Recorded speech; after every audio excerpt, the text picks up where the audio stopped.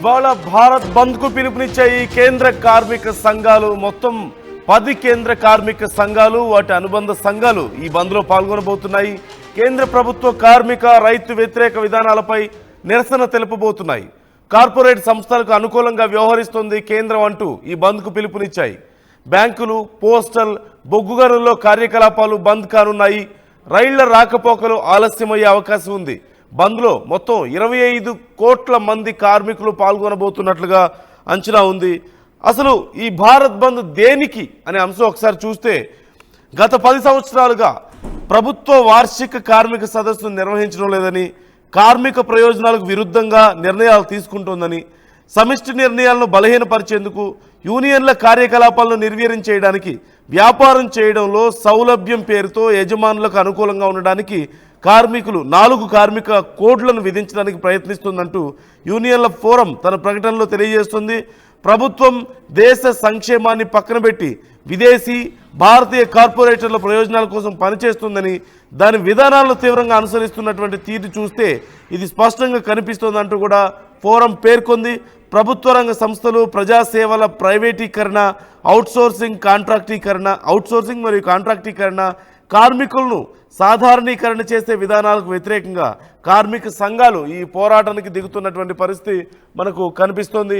ఈ అంశానికి సంబంధించి మా ప్రతినిధి మధు మనతో జాయిన్ అవుతున్నారు. బంద్ ఎలా జరుగుతుందో తెలుసుకుందాం. మధు, బంద్ ఎలా జరుగుతుంది? ముఖ్యంగా ఏ రంగాలు ఈ బంద్ ప్రభావం ఎక్కువగా ఉండే అవకాశం ఉంది? ఏ రంగాల మీద ఉండే అవకాశం ఉంది? మరి మొత్తం 25 కోట్ల మంది కార్మికులు పాల్గొంటారు అంటున్నారు. కార్మికులు ఏం చెప్తున్నారు?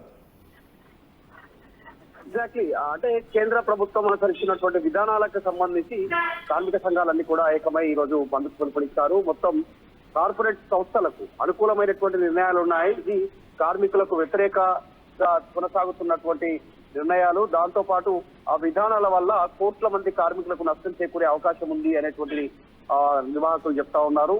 దీంట్లో 10 కేంద్ర కార్మిక సంఘాలు పెద్ద ఎత్తున పిలుపునిచ్చాయి. మొత్తం 25 కోట్ల మంది కార్మికులు దాదాపు భారతదేశం అంతా కూడా దీంట్లో పాల్గొనేటువంటి అవకాశం ఉంది. దీంట్లో ఒక బిఎంఎస్, భారత్ మజ్దూర్ సంఘం మాత్రం ఈ సమ్మెలో పాల్గొనట్లేదు. వాళ్ళు మాత్రం సమ్మెకు దూరంగా ఉంటున్నామంటూ స్టేట్మెంట్ ఇచ్చారు. ఆ సంఘం మాత్రం మిగతా అన్ని సంఘాలు అయితే ప్రస్తుతం బంద్లో పాల్గొంటున్నాయి.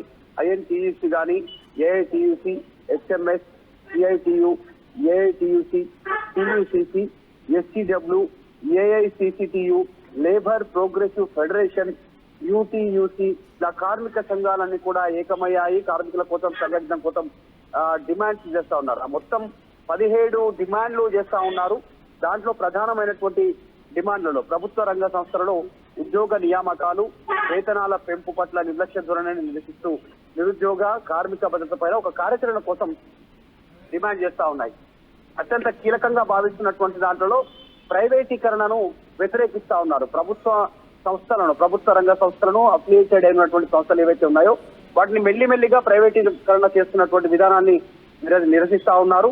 దీనికి సంబంధించినటువంటి పాటు వర్కింగ్ హవర్స్ ను పెంచుతున్నటువంటి విధానం, దీనివల్ల పనిభారం పడుతుంది, కుటుంబానికి దూరం అవ్వడము, ఆరోగ్యం సహకరించకపోవడము, ఇదంతా కూడా ఇది పెద్ద ఎత్తున భారం పడేటువంటి అవకాశం ఉంది. కార్మికులను అణిచివేసేటువంటి కార్యక్రమం కింద ఫ్యూచర్ లో కార్పొరేట్ సంస్థలు నిర్ణయాలు ఏకపక్షంగా నిర్ణయాలు తీసుకునేటువంటి అవకాశం ఉంటుంది అనేటువంటిది వీళ్ళంతా బంద్కు పిలుపునిస్తా ఉన్నారు. ఒకటే కాదు, అసలు ఏ రంగాలపైన దీనిపైన ప్రభావం పడే అవకాశం ఉందనేటువంటి బ్యాంకింగ్, తర్వాత ఫైనాన్షియల్, పోస్టల్, బొగ్గు గనులు కానీ, పరిశ్రమలు, తర్వాత ఇవన్నీ కూడా ప్రభావం పడేటువంటి దాంట్లో కోట్ల మంది కార్మికులు ఈ రంగాలలో పనిచేస్తా ఉన్నారు. ఒక బొగ్గుకు సంబంధించిన తవ్వకాలకు సంబంధించి చూస్తే సింగరేణి కానీ ఇలాంటి సంస్థలు ఉన్నటువంటి బొగ్గు గనుల్లో తీవ్ర ప్రభావం పడే అవకాశం ఉంది. ఇప్పుడు అదాని కానీ, తర్వాత అంబానీ కానీ వీళ్ళు డైరెక్ట్ గా బొగ్గు గనులకు సంబంధించినటువంటి టెండర్లు దక్కించుకోవడము, ఆ గనుల లీజులు దక్కించుకోవడంతో వారు చెప్పినటువంటి విధంగా పనులు చేయాల్సినటువంటి పరిస్థితి ఉంటుంది. అది కార్మికుల పైన తీవ్ర ప్రభావం పడే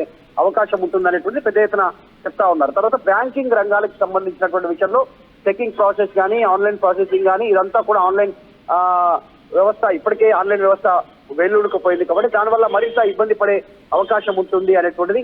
ఇక తర్వాత ఇప్పుడు ఆల్రెడీ తెలంగాణలో ఉన్నటువంటి ఆర్టీసీ లాంటి సంస్థలు కానీ, తర్వాత ట్యాక్సీ కానీ, రైల్వే ఇలాంటి వాటిలో కూడా ప్రైవేటీకరణకు అవకాశం ఇస్తుండడం పెద్ద ఎత్తున నష్టం చేకూరుస్తుంది కార్మికులకు అనేటువంటి డిమాండ్ అయితే చేస్తా ఉన్నారు.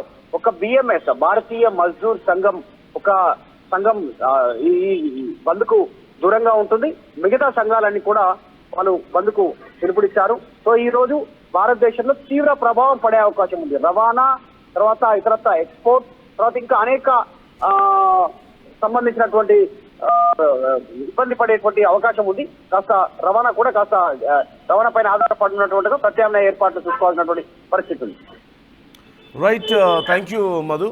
మొత్తం మీద పబ్లిక్ ట్రాన్స్పోర్టేషన్ మీద ఖచ్చితంగా ప్రభావం పడే అవకాశం కనిపిస్తుంది. పోస్టల్ రంగం కూడా ఖచ్చితంగా ఈ విషయంలో పాల్గొంటుంది కాబట్టి, బంద్లో పాల్గొంటుంది కాబట్టి పోస్టల్ రంగం, రైల్వే, అలాగే ఇటు పబ్లిక్ ట్రాన్స్పోర్టేషన్కి సంబంధించి కూడా కొంత ప్రభావం కనపడే అవకాశం కనిపిస్తుంది. మొత్తం 10 కేంద్ర కార్మిక సంఘాలు, వాటి అనుబంధ సంఘాలు ఇందులో పాల్గొంటున్నాయి. 25 కోట్ల మంది కార్మికులు ఈ బంద్లో పాల్గొంటున్నట్లుగా ఇప్పటికే ప్రకటించారు. ముఖ్యంగా కేంద్రం యొక్క విధానాలను వ్యతిరేకిస్తూ, కేంద్రం విధానాలను తప్పుపడుతూ, కార్పొరేట్ సంస్థలకు మేలు చేసేందుకు మన దేశంలో అయినా సరే లేదంటే ఇతర దేశాల నుంచి పెట్టుబడి పెడుతున్నటువంటి కార్పొరేట్ సంస్థలకు మంచి చేయడానికి ప్రయత్నిస్తుంది తప్ప కేంద్రం కార్మిక సంఘాలకు ఎలాంటి మద్దతు ఇవ్వడం లేదని, కార్మిక సంఘాలను బలహీనపరిచే ప్రయత్నం కేంద్రం చేస్తుందని, దీనికి వ్యతిరేకంగా బంద్ ప్రకటించాయి. ఈ నేపథ్యంలో ఈరోజు జరుగుతున్నటువంటి బంద్కి సంబంధించి మీరు కూడా మీ అభిప్రాయాలను తెలియజేయండి. కవిత కల్వకుంట్ల ఒక ట్వీట్ చేశారు, మనం చూస్తున్నాం స్క్రీన్ మీద. కార్మికులు పోరాడి సాధించుకునే 8 గంటల పని విధానం రద్దు చేయాలనే కుట్రలను తిప్పికొడదాం. కేంద్ర ప్రభుత్వం అప్రజాస్వామికంగా తెచ్చిన కొత్త లేబర్ కోడ్లను రద్దు చేయాలని కోరుతూ కార్మిక సంఘాలు ఈరోజు అంటే బుధవారం రోజు పిలుపునిచ్చినటువంటి దేశవ్యాప్త సార్వత్రిక కార్మిక సమ్మెకు సంపూర్ణ మద్దతు ప్రకటిస్తున్నాం. కార్మికుల హక్కులను కాలరాసే కొత్త కార్మిక చట్టాలను ఉపసంహరించుకోవాలని డిమాండ్ చేస్తున్నామంటూ కవిత డిమాండ్ చేస్తూ ఒక పోస్ట్ చేశారు ఎక్స్ వేదికగా. ఈ అంశానికి సంబంధించి ఈరోజు కార్మిక సంఘాలు బంద్కు పిలుపునిచ్చిన అంశానికి సంబంధించి మీరు కూడా మీ అభిప్రాయాన్ని తెలియజేయండి. కేంద్రం అనుసరిస్తున్నటువంటి విధానాలు కార్మిక సంఘాలను నష్టపరుస్తున్నాయని, కార్పొరేట్ సంస్థలకు బెనిఫిట్ చేసేలా కేంద్ర ప్రభుత్వం వ్యవహరిస్తుందంటూ చేస్తున్నటువంటి ఆరోపణ విషయంలో మీ అభిప్రాయం ఏంటి? ఈ బంద్ సక్సెస్కి సంబంధించి మీరేమనుకుంటున్నారు? మీరు కూడా కామెంట్ రూపంలో మీ అభిప్రాయాన్ని ఆర్టీవీతో షేర్ చేసుకోండి. తెలుగులో ఫాస్టెస్ట్ న్యూస్ యాప్ ఇప్పుడు కొత్త అవతారంలో 5 సెకండ్లోనే పూర్తి వార్తా సమాచారం మీ చేతుల్లోకి. సోషల్ మీడియా ట్రెండ్స్ మీ కళ్ళ ముందుకే live TV and voice search options తో ఇప్పుడే డౌన్లోడ్ చేయండి. యాప్ లింక్ డిస్క్రిప్షన్ లో ఉంది.